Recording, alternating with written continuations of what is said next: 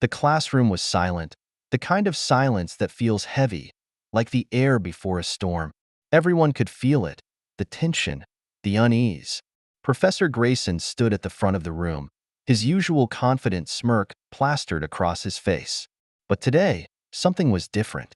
His words, usually sharp and precise, carried an edge that made the room shift uncomfortably.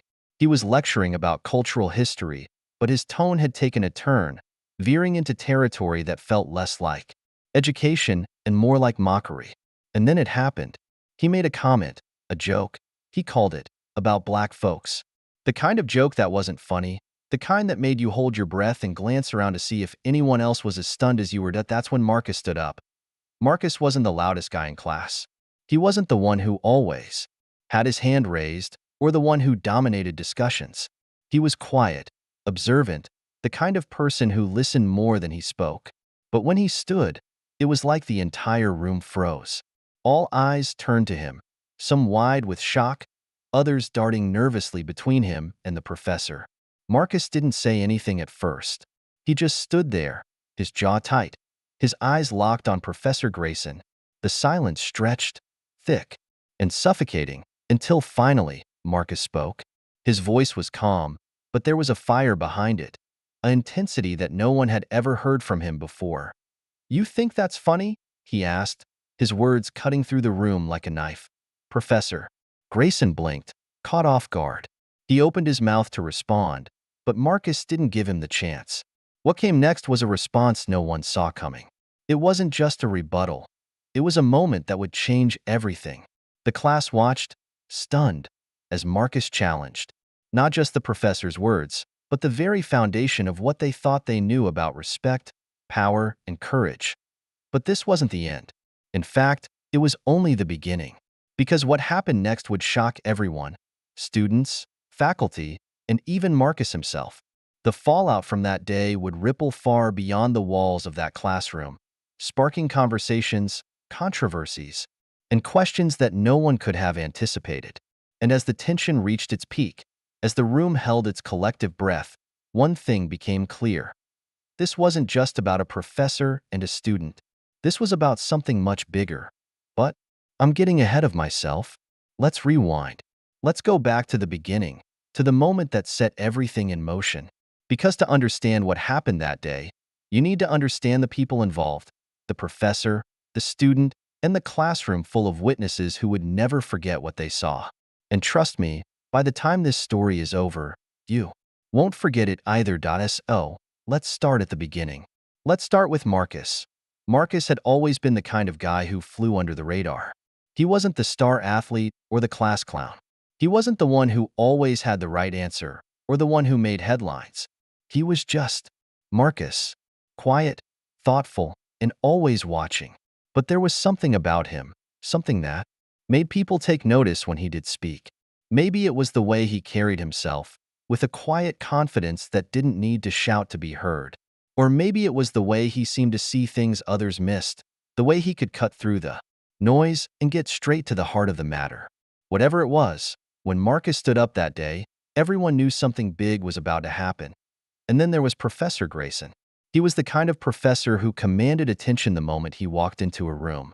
Charismatic, confident, and with a reputation for pushing boundaries, he was the kind of teacher students either loved or hated.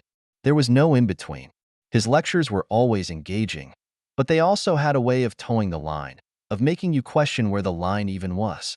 Some students admired him for it, calling him bold and unafraid to challenge the status quo. Others found him arrogant, even offensive at times. But no one could deny that he had a way of making you think, of forcing you to confront ideas you might otherwise ignore. That day, though, he crossed a line. And Marcus wasn't the only one who noticed. As the tension in the room grew, you could feel the weight of what was happening. This wasn't just a disagreement. This was a clash of ideologies, of values, of everything that had been simmering beneath the surface for far too long. And when Marcus finally spoke, when he challenged Professor Grayson in a way no one had ever dared to before, it was like a spark had been lit. The question was, what would that spark ignite? But before we get to that, before we dive into the fallout and the consequences, let's take a step back. Let's talk about what led to that moment. Because this story isn't just about what happened in that classroom. It's about the events that led up to it, the choices that were made, and the people who were caught in the middle. It's about a student who found his voice and a professor who underestimated the power of that voice. And it's about a moment that would change everything, for better or for worse. So, what happened next? Well, that's where things get complicated. Because when Marcus stood up, he didn't just challenge Professor Grayson. He challenged everyone in that room to think, to question, to take a stand. And the response? Let's just say it wasn't what anyone expected. But I'll save that for the next part of the story. Because trust me, you're going to want to hear what happens next. To understand why Marcus stood up that day, you have to understand where he came from. Marcus grew up in a small town where everyone knew everyone and opportunities were few and far between. His family wasn't wealthy, but they were rich in values: hard work, respect, and standing up for what you believe in. His mom worked 2 jobs to keep food on the table, and his dad, a mechanic, spent his weekends teaching Marcus how to fix cars and, more importantly, how to fix problems. You don't run from things, son, his dad would say. You face them head on, even when it's hard.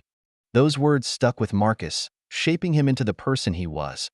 When Marcus got accepted to college, it was a big deal, not just for him, but for his entire community. He was the first in his family to go, and everyone back home saw him as a symbol of hope, proof that hard work could pay off. But college wasn't what Marcus expected. It was bigger, louder, and more complicated than anything he'd ever experienced. He felt out of place, like he didn't quite belong. But he kept his head down, focused on his studies, and tried to navigate this new world the best he could. Professor Grayson's class was one of the most popular on campus. It was called Cultural Dynamics in Modern Society, and it was known for its provocative discussions and heated debates. Students either loved it or hated it, but everyone agreed it was unforgettable. Grayson had a way of pushing buttons, of making people uncomfortable in a way that forced them to think. But for Marcus, the class was different. It wasn't just about learning. It was about survival. Every lecture felt like walking a tightrope, trying to balance his own beliefs with the professor's often controversial opinions. The tension had been building for weeks. Grayson had a habit of making offhand comments that bordered on offensive, but no one ever called him out on it. He was too respected, too powerful. Students whispered about it in the hallways, but in class, they stayed silent. Marcus noticed, though. He noticed the way some students shifted uncomfortably in their seats, the way others laughed nervously, and the way Grayson seemed to thrive on the discomfort. It bothered him, but he didn't say anything. Not at first. Then came the day everything changed. IT started like any other class. Grayson was talking about cultural stereotypes, his tone casual, almost dismissive. He began to describe a scenario involving black folks, his words dripping with sarcasm. At first, it seemed like he was setting up a point, something he'd later tie back to the lesson. But as he continued, it became clear this wasn't about education.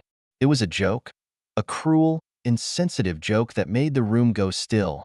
Marcus felt it before he even realized what was happening. His chest tightened, his hands clenched into fists, and his heart pounded in his ears. He glanced around the room, searching for someone, anyone, to speak up, but no one did. The silence was deafening, and in that moment, Marcus knew he couldn't stay quiet. He didn't plan to stand up. He didn't plan to say anything. But something inside him snapped. When he rose from his seat, the room seemed to hold its breath. All eyes were on him, but Marcus didn't care. He looked straight at Grayson and asked the question that had been burning in his mind. "You think that's funny?" Grayson paused, clearly caught off guard. He wasn't used to being challenged, especially not by a student. For a moment, he seemed unsure how to respond. But then he smirked, that same confident smirk that always made Marcus's skin crawl. "It's just a joke," Grayson said, his tone dismissive. "Lighten up." But Marcus didn't back down. "A joke?" he repeated, his voice steady but firm. "Or an excuse to say what you really think?" The room erupted in murmurs. Some students nodded in agreement, while others looked away, uncomfortable. Grayson's smirk faded, replaced by a look of irritation. "This is a classroom, Mr. Carter," he said, using Marcus's last name like a weapon. "We're here to discuss ideas, not censor them." Ideas? Marcus shot back. Or stereotypes? The tension was palpable, the air thick with unspoken words. Grayson opened his mouth to respond, but before he could, another student spoke up. It was Sarah, a quiet girl who usually stayed out of the spotlight. "Marcus is right," she said, her voice trembling but clear. "That wasn't a joke. It was disrespectful." Grayson's eyes narrowed, and for a moment, it seemed like he might lose his composure. But then he smiled, a cold, calculated smile. That sent a chill through the room. "Interesting," he said, his tone dripping with sarcasm. "It seems we have some strong opinions in the room today. Let's hear them." What followed was a debate unlike anything the class had ever seen. Students who had never spoken up before found their voices, sharing their thoughts, their frustrations, their pain. It was raw, emotional, and messy, but it was real.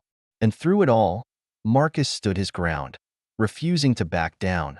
But as the class ended and students filed out of the room, the tension didn't dissipate. If anything, it grew.